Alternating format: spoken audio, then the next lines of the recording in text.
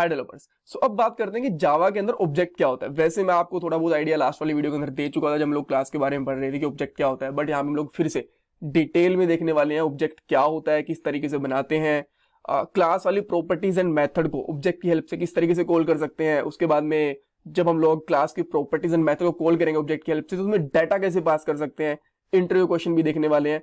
बहुत कुछ देखने को मिलेगा। और इंटरव्यूज के हिसाब से भी वैसे तो जितने भी मैंने यहाँ पे पॉइंट्स रखे ना सबके सब इंटरव्यूज के अंदर पूछे जाते हैं, बट और भी आपको काफी सारी चीज देखने को यहाँ पे मिलने वाली है इंटरव्यू के प्रोस्पेक्टिव से भी। पहले क्वेश्चन के साथ में चलते हैं कि ऑब्जेक्ट होता क्या। देखो, ऑब्जेक्ट क्लास का एक इंस्टेंस होता है जिसके अंदर क्लास की सारी प्रॉपर्टीज होती हैं, चाहे वो वेरिएबल्स हो चाहे मैथड्स हो। और एक क्लास से हम लोग जितने मर्जी ऑब्जेक्ट क्रिएट कर सकते हैं। ऐसा नहीं है कि एक क्लास से हम लोग 1, 10 या फिर 20 या फिर 50 इंस्टेंस क्रिएट करेंगे। जितने मर्जी आप इंस्टेंस क्रिएट कर सकते हो, इसकी कोई लिमिट नहीं है। बस आपका सर्वर रिस्पॉन्स करना चाहिए, आपके सर्वर में दम होना चाहिए। ऑलराइट। सेकंड चीज, एक और डेफिनेशन अगर आप चाहो तो ये कह सकते हो कि ऑब्जेक्ट ना क्लास का एक क्लोन होता है, फोटोकॉपी होती है, जिसके अंदर सारी की सारी वेरिएबल्स एंड मेथड की भी कॉपी होती है। ठीक है, दोनों में से जो मर्जी डेफिनेशन आप यूज कर लो, दोनों करेक्ट है, कोई भी इनमें दिक्कत नहीं है। ऑलराइट।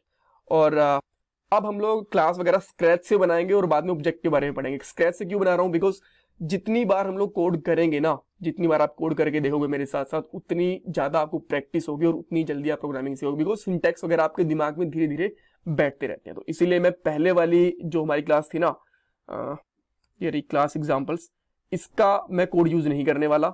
मैं जस्ट एक बार दिखा देता हूँ आपको बेसिक अगर आप देखना चाहो तो, बट मैं सारा का सारा कोड दोबारा लिखूंगा। राइट। मैं यहाँ पे क्या करता हूँ, एक और फाइल क्रिएट करता हूं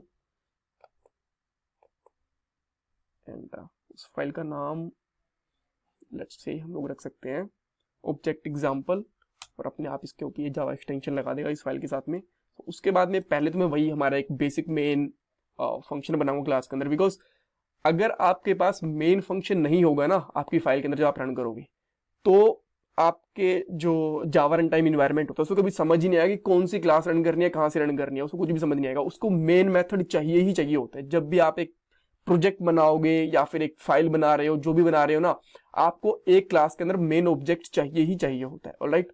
मैं यहाँ पे उसी तरीके से public static void main function बनाता हूं और इसके अंदर हम लोग स्ट्रिंग टाइप का आर्ग्यूमेंट पास कर लेंगे। ठीक है, इस तरीके से आर्ग्यूमेंट पास कर लिया और ये हमारा एक मेन फंक्शन हो गया।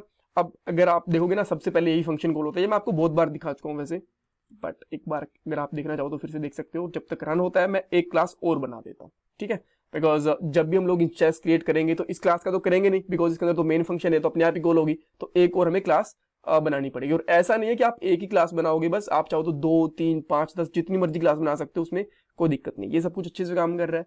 अब मैं यहाँ पे एक और क्लास बनाता हूँ। इस क्लास का मैं यहाँ पे नाम रखता हूँ स्टूडेंट, और उसके बाद में आप चाहो तो इसके अंदर डिफॉल्ट एज रख सकते हो। लेट्स से आप डिफॉल्ट एज रखना चाहते हो, नोट पेज एज, और इसकी मैं वैल्यू रख लेता हूँ let's say 18 year by default as है। इसके अंदर मैं एक मेथड भी बना देता हूँ, उसका नाम रखता हूँ मैं गेट नेम नाम से मैंने एक मेथड बना दिया। ठीक है, और ये रिटर्न करेगा। अभी के लिए मान लो कुछ स्टैटिक डाटा रिटर्न कर रहा है ये अनिल सिद्धू इस तरीके से। ठीक है, और देखो जब भी कोई फंक्शन रिटर्न करेगा तो उसके सामने आपको उसका टाइप बताना पड़ता है। ठीक है, यहाँ पे लिख देता हूँ मैं स्ट्रिंग, और स्ट्रिंग का जो एस होगा वो हमेशा कैपिटल होगा। ये गलती आप बिल्कुल मत करना। ऑलराइट, तो ये बिल्कुल ठीक चल रहा है, इसमें कोई दिक्कत नहीं है। अब अगर देखो लास्ट वाले पार्ट के अंदर मैंने बताया था कि ऑब्जेक्ट इंस्टेंस किस तरीके से क्रिएट कर सकते हैं, वो भी हम लोग कर लेते हैं। तो सबसे पहले मैं उस क्लास का नाम लिखूंगा जिसका मैं इंस्टेंस क्रिएट करना चाहता हूँ, स्टूडेंट। बाद में मेरे इंस्टेंस का नाम S1 रख लेता हूँ, उसके बाद में न्यू और उस क्लास का नाम स्टूडेंट, इस तरीके से। ठीक है, इसके अंदर बहुत सारी और चीजें हैं। ऐसा नहीं है कि बस क्लास अभी पूरी हो गई। पूरा उप्स के ऊपर भी एक पूरी की पूरी मैं बहुत सारी वीडियोस बनाऊंगा, कम से कम 10-12 वीडियोस आएंगी जिसके अंदर कंस्ट्रक्टर क्या होता है, मेथड ओवरलोडिंग क्या होता है, बहुत कुछ आपको देखने को मिलेगा। ठीक है, दिस वगैरह क्या होता है एंड ऑल। अभी के लिए हम लोगों ने इस क्लास का एक इस तरीके से इंस्टेंस क्रिएट कर लिया, ऑब्जेक्ट क्रिएट कर लिया। ठीक है, जैसे मैंने आपको बताया ऐसा कोई जरूरी नहीं कि आप एक ही ऑब्जेक्ट करो। जैसे आपने यहाँ पे एक ऑब्जेक्ट क्रिएट करा, आप इस तरीके से इसका दूसरा भी कर सकते हो, S2 दूसरा स्टूडेंट भी बना सकते हो। ठीक है, और क्यों बनाना होता है दूसरा इंस्टेंस, मान लो कि एक आपके पास ऑब्जेक्ट एग्जांपल है, यहाँ पे आप कर रहे हो, बाद में आपके पास सब्जेक्ट एग्जाम्पल नाम से एक और क्लास है, उसके अंदर भी तो आपको ऑब्जेक्ट की जरूरत पड़ सकती है ना। इसीलिए मल्टीपल इंस्टेंस क्रिएट हो सकते हैं, ऐसा कभी नहीं होता कि एक ही क्लास का एक इंस्टेंस क्रिएट होगा। इंस्टेंस मतलब मैं बात कर रहा हूं ऑब्जेक्ट की। ऑलराइट, सो अब हम लोग मान लो आप चाहते हो कि इसका गेट मेथड है, ये वाला फंक्शन कॉल करना चाहते हो, तो किस तरीके से करोगे। और ठीक है, इसको मैं भी यहां पे कॉल करता हूं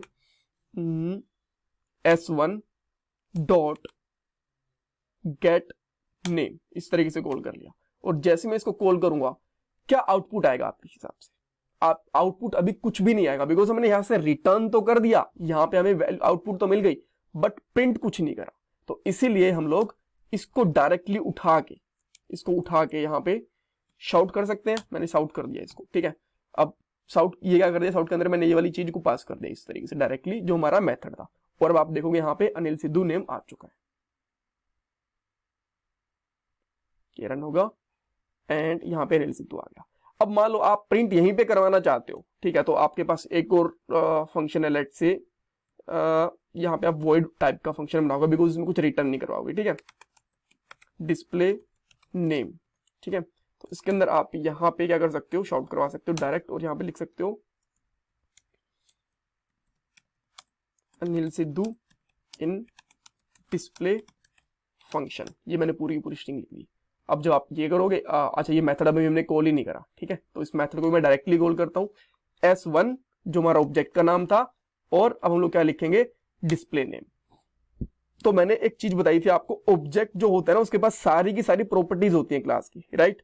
तो जैसे हमने ये ऑब्जेक्ट बनाया s1, तो अब देखो इसने गेट नेम था उसको भी एक्सेस कर लिया, डिस्प्ले को भी एक्सेस कर सकते हैं, ठीक है। तो जब भी हम लोग एक ऑब्जेक्ट बनाते हैं उसके पास पूरा का पूरा कॉपी रहता है जो हमारी क्लास का डाटा वगैरह होता है, ठीक है। ऑलराइट, सो अब मान लो आप इस डिफॉल्ट एज है इसको प्रिंट करवाना चाहते हो, तो आप यहाँ पे एक और शाउट मार दो। शाउट आप कहीं भी करवा सकते हो, इसके अंदर भी इसके अंदर भी कोई दिक्कत नहीं है, ठीक है। और यहाँ पे आप क्या लिखोगे, s1 डॉट डिफॉल्ट एज, ठीक है। ये मेथड नहीं है, प्रॉपर्टी है, तो इसके सामने आप इस तरीके की ब्रैकेट नहीं लगाओगे, ये वाली गलती आप मत करना, ठीक है। ओके, तो अब देखोगे आप ये वाला प्रॉपरली रन हो रहा है।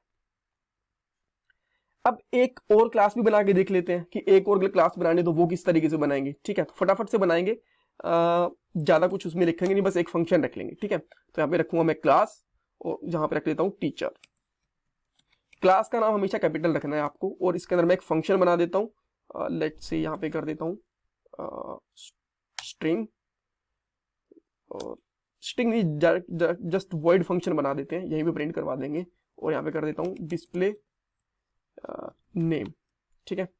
और यहाँ पे मैं जस्ट शाउट कर दूंगा let's say teacher name is Sam और समथिंग, ठीक है।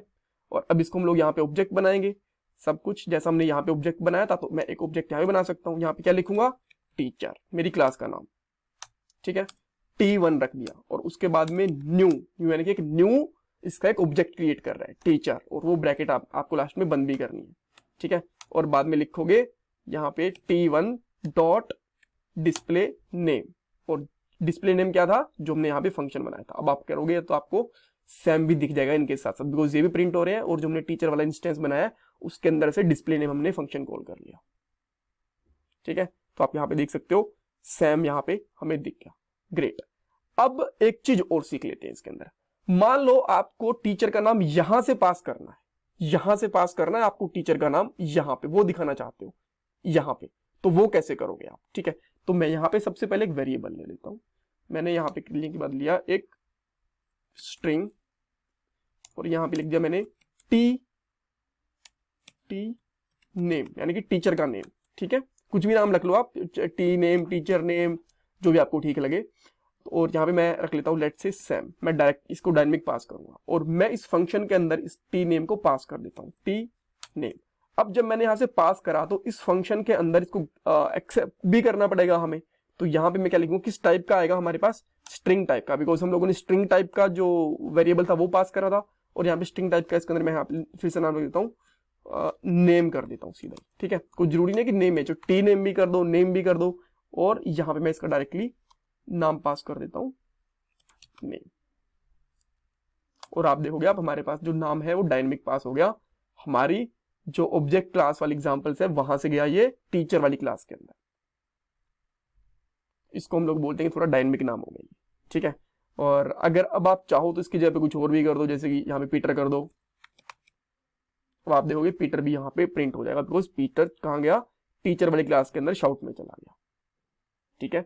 सो इस तरीके से हम लोगों ने क्या क्या चीजें देख ली, एक बार देख लेते हैं। ऑब्जेक्ट क्या होता है, कैसे बनाते हैं, मेथड्स एंड प्रॉपर्टी कॉल करना देख ले, डेटा कैसे पास करते हैं, इंटरव्यू क्वेश्चन मैं आपको ऑलरेडी काफी सारे बता चुका हूँ। जो जितने भी आपको क्वेश्चंस दिख रहे हैं सारे के सारे इंटरव्यू क्वेश्चन बनते हैं, और कुछ और चीजें बनती हैं।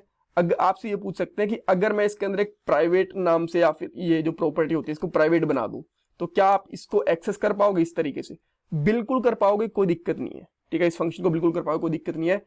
जो पब्लिक, प्राइवेट एंड प्रोटेक्टेड वाली चीजें होती है ना, हम लोग नेक्स्ट वाले पार्ट में काम करेंगे, उनका काम आता है इनहेरिटेंस के अंदर, ठीक है। जब हम लोग प्रॉपर्टीज या मेथड को इनहेरिट कर रहे होते हैं, इनहेरिट क्या होता है वो एक अलग चीज है। तो अगर आपसे ये पूछे कि एक ऑब्जेक्ट है, उसकी प्रॉपर्टी प्राइवेट है, उसको हम कॉल करने की कोशिश करें, कॉल होगा कि नहीं होगा?